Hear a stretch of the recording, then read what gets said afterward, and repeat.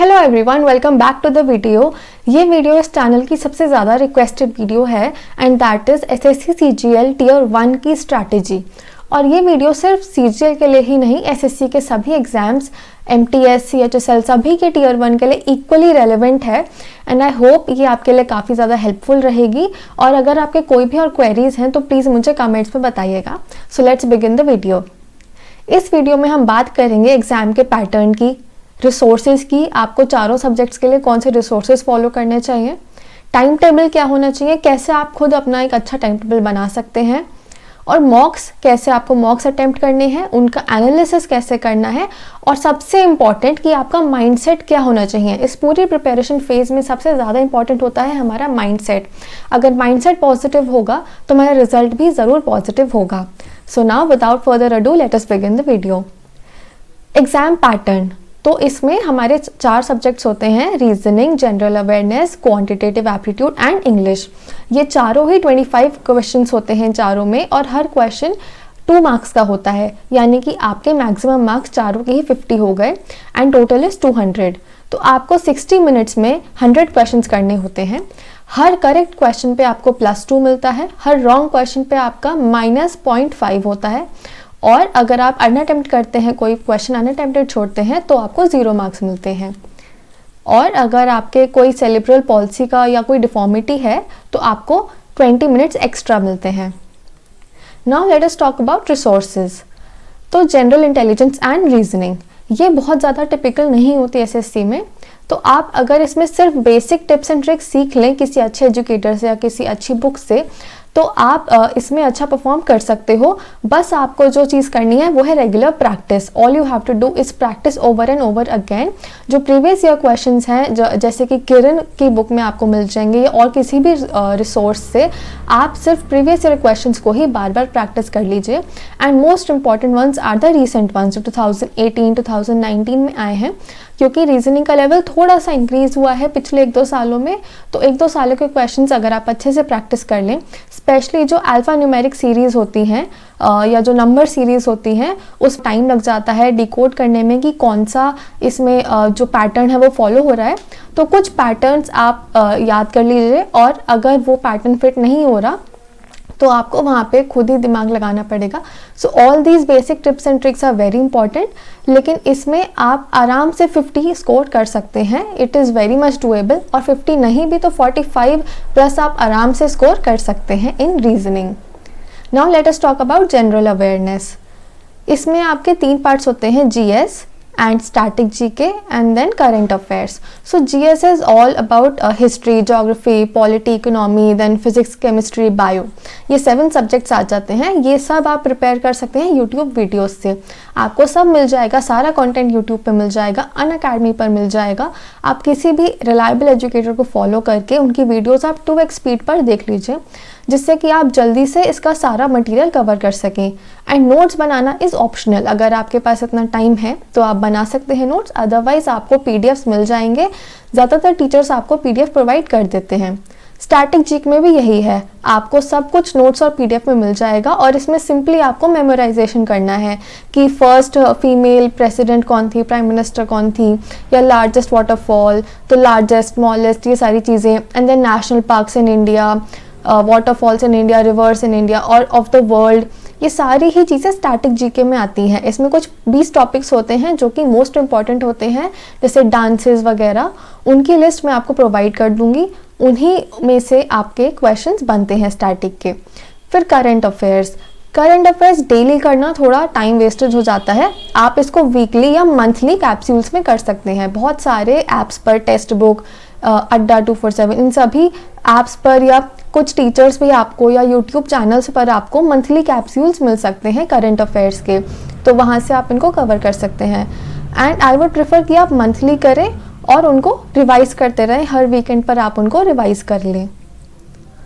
Then quantitative aptitude, तो इसमें मैंने कुछ स्टूडेंट्स को देखा है जो बहुत सारे एजुकेटर्स को फॉलो करते हैं और सबके अप्रोचेस में मिक्स हो जाते हैं।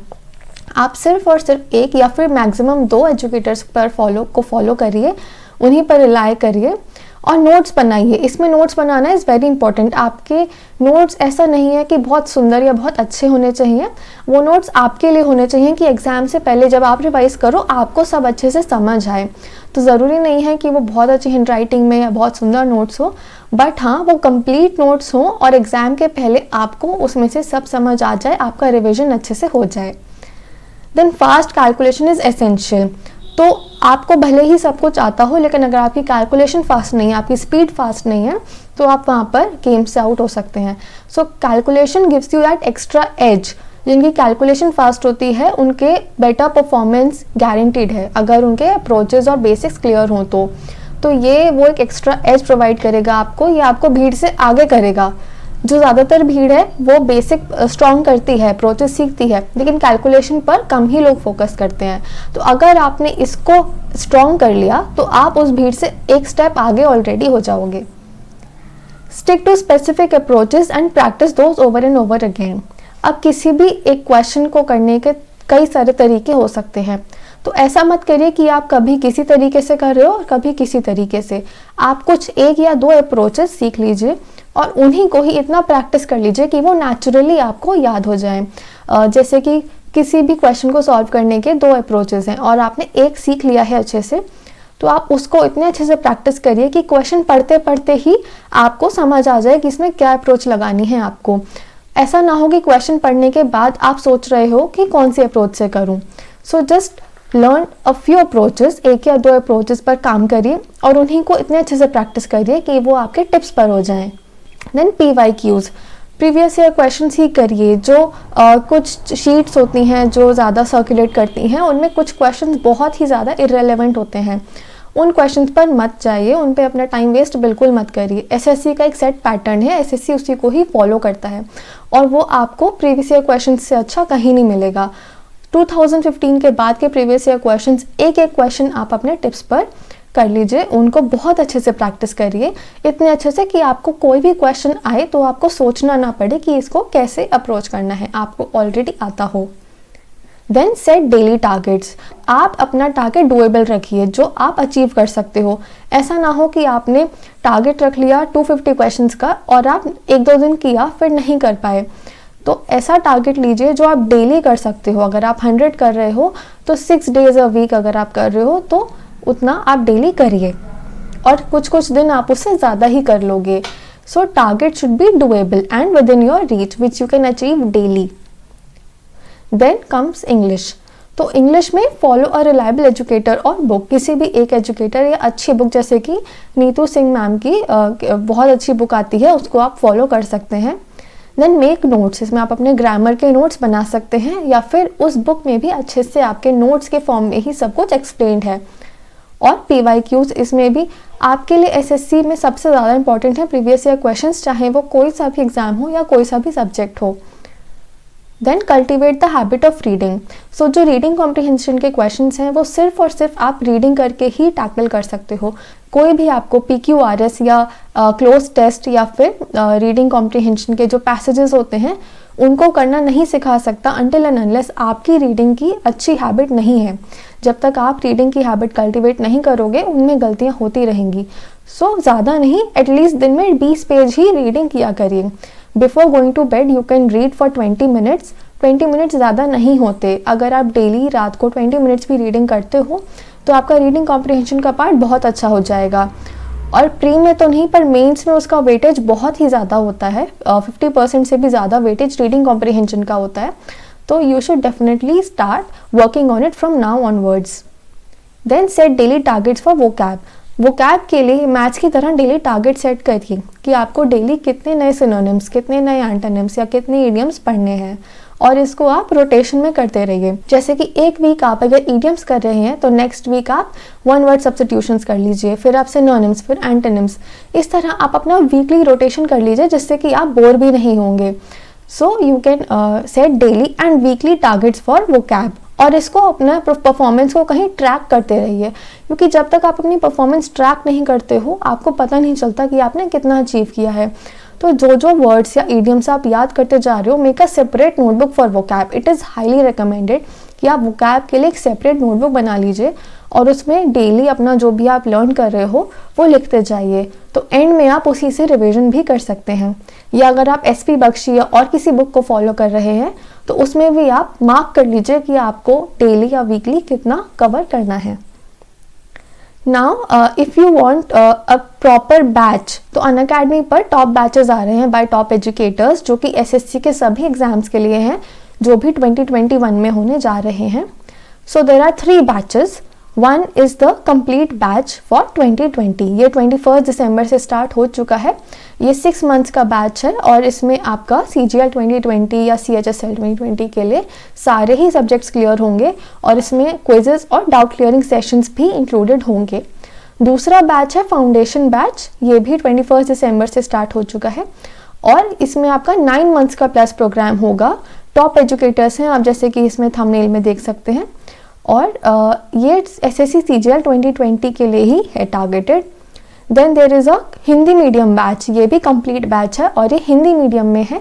ये तीनों ही बैचेस 21 दिसंबर से स्टार्ट हो चुके हैं और 6 मंथ्स का है ये बैच। जो मई में आप एग्जाम्स होने वाले हैं उनके लिए है ये। ऑल्सो 31 दिसंबर दैट इज़ कल से अनअकैडमी पर प्राइस हाइक होने वाला है। तो जो न्यू प्राइसेस हैं वो थोड़े ज़्यादा होंगे। अभी आपको जो एग्जिस्टिंग प्राइस है उसी पर आपको सब्सक्रिप्शन मिल जाएगा। और अगर आप मेरा code Tushangi 10 TUSHANGI 10 Tushangi 10 apply करेंगे तो आपको इंस्टेंटली 10% ऑफ मिल जाएगा। So today is the best day to get the subscription. अब आपका नोटिफिकेशन भी आ गया है तो अब किसी भी चीज़ के लिए वेट करना सही नहीं रहेगा। You should start with your preparation as soon as possible. Now let's talk about the time table कि टाइम टेबल क्या होना चाहिए प्रिपरेशन के टाइम पर। सो ये 2 तरीके होते हैं, एक होता है टाइम ब्लॉकिंग और एक होता है डे ब्लॉकिंग।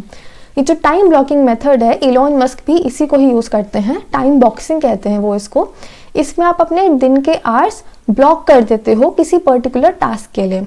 सो यहाँ पे मैंने लिखा हुआ है 3 + 2 + 2 + 1, ये हो गए आपके 8 आवर्स। तो अगर आप डेली 8 आवर्स दे सकते हो तो उसको आप ऐसे डिवाइड कर सकते हो, 3 hours for maths, 2 for English, 2 for GS and 1 for reasoning. या फिर अगर आप मैथ्स को ज़्यादा टाइम देना चाहते हो तो 4 3 2 1 भी कर सकते हो, 4 hours for maths, 3 for English, 2 for GS and 1 for reasoning. या अपने स्ट्रेंथ्स और वीकनेसेस के अकॉर्डिंग आप अपना खुद का टाइम ब्लॉकिंग कर सकते हो कि अगर आपको डेली मैथ्स में 3 आवर्स देने हैं, इंग्लिश में 1 2 3 कितने देने हैं, और रीजनिंग को डेली टाइम देना भी है या नहीं, क्योंकि कुछ लोगों की रीजनिंग ऑलरेडी स्ट्रांग होती है। वो अगर वीक में 3-4 दिन भी रीजनिंग की प्रैक्टिस अच्छे से करें they can get through it. और GS पे आपको कितना टाइम देना है, करंट अफेयर्स को आपको कितना टाइम देना है, ये सब आप टाइम ब्लॉकिंग अपने हिसाब से कर सकते हो। पहले आप ये देखो कि आप टोटल कितना टाइम दे सकते हो, 6 आवर्स, 8 आवर्स, 10 आवर्स, 5 आवर्स, 7, जितने भी आप दे सकते हो। अब उनको 4 पार्ट्स में आप डिवाइड कर लीजिए चारों सब्जेक्ट्स के अकॉर्डिंग। या अगर आप रोटेशन करना चाहते हैं, जैसे मंडे को आपने मैथ्स और GS कर लिया, फिर ट्यूसडे को आपने इंग्लिश और रीजनिंग कर लिया, इस तरह भी आप कर सकते हो। इसको हम कहते हैं डे ब्लॉकिंग। जैसे कि यहाँ एग्जाम्पल है, मंडे टू फ्राइडे आपने लर्न और प्रैक्टिस किया, मंडे टू फ्राइडे आपने नए कॉन्सेप्ट सीखे और अपने प्रीवियस ईयर क्वेश्चंस को प्रैक्टिस किया। फिर सैटरडे संडे आपने ब्लॉक कर दिए रिवीजन और मॉक के लिए कि सैटरडे संडे दोनों दिन आप एक मॉक लगाएंगे, उसको एनालाइज करेंगे, 2 आवर्स उसमें देंगे और बाकी टाइम आप जो आपने बाकी 5 डेज पढ़ा है उसको रिवाइज करेंगे। तो इस तरह आप अपना डेली का टाइम और वीकली डेज को ब्लॉक कर दीजिए पर्टिकुलर टास्क के लिए। So this is how you can make your own time table. Now let's come to mocks and analysis. तो मॉक की स्ट्रैटेजी के लिए मैंने अलग वीडियो बना रखी है, उसको भी आप देख सकते हो। सो आपका एक फिक्स्ड ऑर्डर ऑफ अटेम्प्ट होना चाहिए। अगर आपका सबसे स्ट्रॉन्ग सेक्शन मैथ्स है और आप मैथ्स से स्टार्ट करना चाहते हो पेपर में, तो आप मैथ्स से स्टार्ट करिए। ज़रूरी नहीं है कि जो सब फॉलो कर रहे हैं वही आपको फॉलो करना है। आई वुड प्रेफर कि आप अपना सबसे जो स्ट्रॉन्ग सेक्शन है उससे स्टार्ट करिए, क्योंकि जब आप अपने स्ट्रेंथ से स्टार्ट करते हैं तो आपको पेपर के स्टार्टिंग में ही कॉन्फिडेंस का बूस्ट मिलता है कि आपके इतने सारे क्वेश्चंस हो गए हैं। मैं GS को हमेशा लास्ट में करती हूँ और उसको लास्ट में करने का ये फ़ायदा होता है कि उसके क्वेश्चंस जल्दी हो जाते हैं, तो अगर टाइम कम भी बचा होता है तो भी हम जल्दी से उसको मार्क कर सकते हैं। So always attempt your strongest section first and the weakest at the last. और आपको टाइम डिवीजन बहुत अच्छे से करना है। अगर 60 मिनट्स का पेपर है तो कोशिश करिए कि 50 मिनट्स में आप कर लें, क्योंकि वहाँ पर आपको शायद कोई साइन करना पड़ जाए या आपका माउस वर्क ना करे या कुछ भी होता है, तो आपको बफर टाइम ज़रूर रखना चाहिए। और उन 50 मिनट्स को आपको कैसे डिवाइड करना है, जैसे रीजनिंग के लिए आपने 12 to 13 मिनट्स रख दिए, देन जीएस के लिए आपने 3 to 4 मिनट्स, इंग्लिश के लिए 10 मिनट्स, मैथ्स के लिए 20-25 मिनट्स, इस तरह से आपको टाइम प्रॉपर रखना है। देन आर्ट ऑफ स्किपिंग, ये मैंने बहुत बार पहले भी कहा है and then again I am saying कि कोई भी क्वेश्चन पर आपको अटकना नहीं है। एवरी क्वेश्चन कैरीज 2 मार्क्स, हर क्वेश्चन के 2 मार्क्स हैं। अगर आपसे एक क्वेश्चन नहीं हो रहा तो अगले क्वेश्चन पे आप बढ़ जाइए। ज़रूरी नहीं है कि अगर आपने एक डिफ़िकल्ट क्वेश्चन किया है तो आपको कोई एक्स्ट्रा मार्क्स नहीं मिलेंगे। पहले आप सभी इजी क्वेश्चंस अटेम्प्ट कर लीजिए, क्योंकि इजी डिफ़िकल्ट हर क्वेश्चन के 2 ही मार्क्स हैं, तो you have to grab the maximum marks you can. Then maintain a record, ये मैंने पहले भी आपको दिखाया है इस तरह से कि आप जब भी मॉक दें तो डेट, वो मॉक कौन सा है, जैसे टेक्स्ट बुक मॉक 1 या ग्रेड अप मॉक 1, इस तरह से आप लिख दो उस पर। देन आपके चारों सेक्शन के मार्क्स जैसे भी आए हैं, फिर आपका टोटल स्कोर और आपकी परसेंटाइल। रिमार्क्स सेक्शन में आप अपने रिमार्क्स इस तरह से लिख सकते हो कि I have to work more on GS, I have to work more on vocab, या फिर मैथ्स में स्पीड बढ़ानी है, इस तरह से रिमार्क्स आप लिख सकते हो। और ये आप शुरू से करिए, मॉक्स के स्टार्टिंग से ही करिए। जब भी कोई एथलीट रनिंग की प्रैक्टिस स्टार्ट करता है तो ऐसा नहीं है कि वो अपने टूर्नामेंट से 1-2 महीने पहले ही अपनी परफॉर्मेंस ट्रैक करते हैं।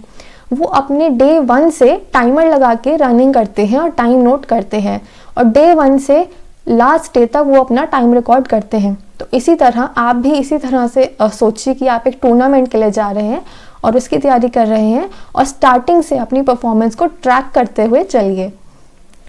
Then the mindset which is the most important thing. तो पहली चीज़ जो आपको माइंड में रखनी है कि consider it your last attempt. आपका ये भले ही फर्स्ट अटेम्प्ट हो, सेकंड, थर्ड, जो भी अटेम्प्ट हो, आप वो भूल जाइए और इसको अपने लास्ट अटेम्प्ट की तरह देखिए। ये इसके बाद आपका CET होगा, तो don't go for that, just work hard and consider it your last attempt. हाँ, इस बार वैकेंसीज कम है, लेकिन आप अपना वर्क करते रहिए और इसको लास्ट अटेम्प्ट समझ के इसी बार में सिलेक्शन लीजिए, क्योंकि अगली बार तो शायद और कम वैकेंसीज हो सकती है। Then hard work beats talent when talent fails to work hard. अगर आपको लगता है कि आप हिंदी मीडियम स्कूल से हो या आपको इंग्लिश नहीं आती या आपकी मैथ्स वीक है, then do not think about that, just keep working hard. क्योंकि अगर आपको ये लग रहा है कि और बच्चे हैं जो कि मे बी BTech करे हुए हैं या इंग्लिश मीडियम स्कूल से हैं, ये मत सोचिए। अगर आप हार्ड वर्क करेंगे then you can easily beat those people. और इतने सारे टॉपर्स के इंटरव्यूज़ में आपने देखा होगा कि वो सब बताते हैं कि hard work is the key. Then consistency not intensity is the key. Yes, आप एक दिन में नहीं क्लियर कर सकते पेपर, जितना भी टाइम बचा है you have to be consistent from today onwards. जिस दिन भी आप अपनी तैयारी स्टार्ट कर रहे हैं उस दिन से लास्ट डे तक you have to be consistent. जो भी आप वर्क कर रहे हैं आपको डेली करना है, और 1-2 दिन में अचानक से बहुत सारा पढ़ के आप उसको रिटेन नहीं कर सकते। आप एक बुक 3-4 दिन में ख़त्म कर भी दें तो वो रिटेन नहीं हो पाएगी। अगर आप कंसिस्टेंटली करेंगे तो ही वो माइंड में रिटेन हो पाएगी। Then the power of belief. So first of all you have to believe in yourself कि that you can do it. जो लोग क्लियर करते हैं वो किसी और प्लैनेट से नहीं आते, जो टॉप करते हैं वो किसी और प्लैनेट से नहीं आते। They are all people like us. The difference is that they had the belief that they can achieve it, और उसी बिलीफ के साथ आपको स्टार्ट करना है। द पावर ऑफ अट्रैक्शन, अगर आपने पढ़ा होगा, सुना होगा इस बारे में, तो वो दैट इज़ रियली ट्रू। आप अपने सामने जो स्कोर आप चाहते हैं अचीव करना, जो पोस्ट आप चाहते हैं, वो लिखिए और उसको देखिए, और उससे मोटिवेशन मिलता है। और सिर्फ लिखने के लिए या कहने के लिए ही नहीं, आप पूरे मन से उसको बिलीव करिए that you can achieve it. Then great things take time. Yes, SSC में बाकी सब चीज़ों से ज़्यादा चाहिए पेशेंस। तो अब आपके अंदर बहुत ज़्यादा पेशेंस होना चाहिए। Be very very patient. So that's it for this video. I hope you liked it. आपके कुछ भी और क्वेरीज हैं आप कमेंट्स में मुझे बता सकते हैं। And thank you so much for watching the video.